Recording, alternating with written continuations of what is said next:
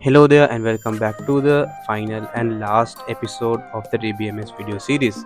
In this video we are going to discuss about the question set 50, which requires us to restore the database which we had backed up in the earlier video.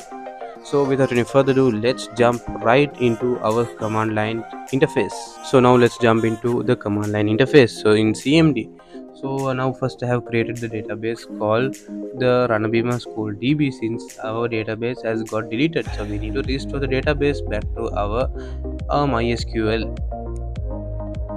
So I don't have much privileges in this command prompt, so I'm going to open command prompt as an administrator so that I have more privileges and I can continue the work without any issue.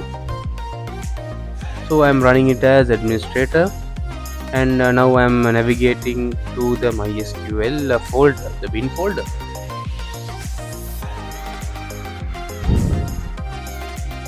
So once I navigate into the bin folder, I'm going to type in MySQL, and then I'm going to type in my username, and I'm going to leave the password as empty so that I can enter in the next line. And then I'm going to type in the database's name, and then I'm going to use a greater than mark to restore the database back to this database.